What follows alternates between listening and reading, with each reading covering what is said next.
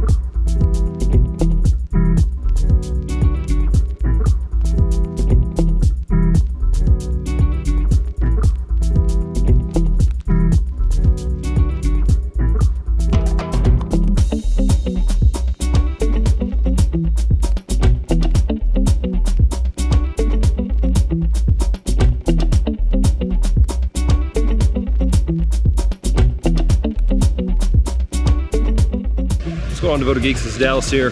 I'm on the beaches of the Philippines, one of the islands here. It's pretty cool actually. So what's interesting though is there's something neat that's happening here. And here in a second we're going to talk to a really cool person that's doing something really cool that's found here that's really trash on the beach, but they're using it to do something really special. So let's check that out. Alright, so I was originally going to interview somebody, but due to islands and rain and stuff like that, wasn't able to do that, so sorry about that, guys. So what I am going to do is talk about what I was going to interview the person about. So on one of the islands here in the Philippines, they have these, they call it sea glass, and it's trash. It really is. It's just pieces of broken glass bottles people thrown over the side of their boats for years and years, and it's washed up ashore. But over time, as it's rolled over the shore and over the water and everything, it's turned into something really, really pretty. And they call it sea glass. And what's interesting is that there's this one particular group here, and I'll try to put links down below to get to them. And they're taking these and they're turning into this really gorgeous pieces of jewelry. And I'll have images up on the screen here for you guys to see it. And they're just really, really pretty. And what's cool about it is they're doing this to help a particular tribe on some of these islands here in the Philippines, because this is still an area where, I mean, it's underdeveloped in some places, and you have tribal people who are just trying to survive. And so it's really cool how they're taking something that really is trash to some people, and they're using it to make it something beautiful. This, of course, makes me think about the scriptures, specifically in Isaiah 61, and in context here, we're declaring the year of the Lord, and it's a very much a messianic passage, but it gets down to verse 3 and says something very, very interesting.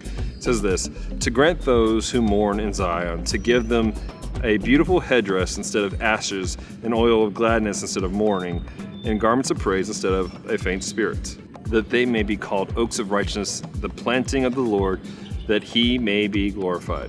So bring context to this, when Christ enters the situation, when the Messiah comes in, things will begin to shift. Where there's mourning, there'll be gladness. Where there's ashes, which is normally a sign of mourning, there will be instead of a beautiful headdress, which is a sign of celebration.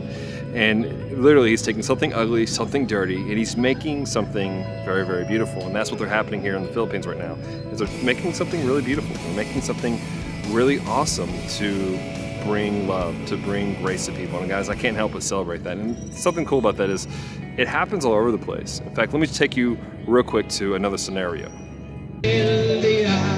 So currently I'm outside of a church plant. This is all I have. At 10 Roof. It doesn't matter though, because they're worshiping Jesus. That's what it's all about for them. Is they're worshiping Jesus wherever they're at. That, guys, that's pretty amazing. Kind of know this weird construction site here, worshiping Jesus. They've literally taken something that's not pretty, and they're doing something beautiful.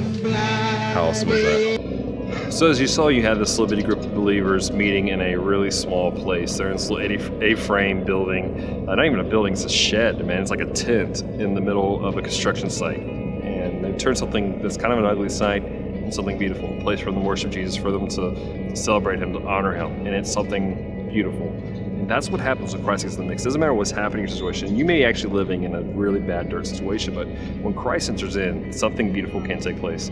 One more quick thing that's really kind of along the lines is this past week I got to hang out at on a mountain here, actually.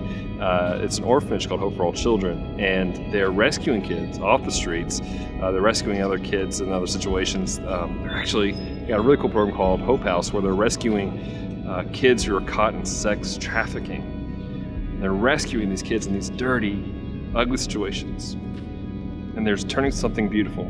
They're giving them hope on this beautiful mountain in the middle of the jungle, and it's just awesome. I mean, it's really awesome. Again, that's what happens when Christ enters a situation. You could actually be in a really bad situation still, but when Christ is there, there's hope. So this is my encouragement for you guys this week, is let Christ enter your situation. You may be in a bad spot, but there's hope. You may be in a bad location, but there can be peace, there can be hope for you no matter what's happening. You may not be in the Philippines with a beautiful view like this, but there is hope. There's something beautiful that can take place in your life. All right, so it wasn't really a geeky devotion, but I thought since I'm here, I might as well do something with it. And so I hope you guys enjoy this week's episode of Geek Devotions. Question of the week simply is this: where have you been that's outside of where you live? I guess that's the way to say it, because I know some of you guys, I know we got some viewers who are in New Zealand, Ireland, we got some people who live in Hong Kong and Canada. So what's this exotic place that you've been to outside of your hometown and home state, or home country? Yeah. So let me know, leave comments down below. Also, don't forget to check out our rest of our show. Make sure you subscribe to our channel, like this video if you like it, and we'll try to do more like this. I can't promise you I'll travel the world unless you guys help us out, but that's the thing. So hey guys, until next time, stay devoted, peace and love.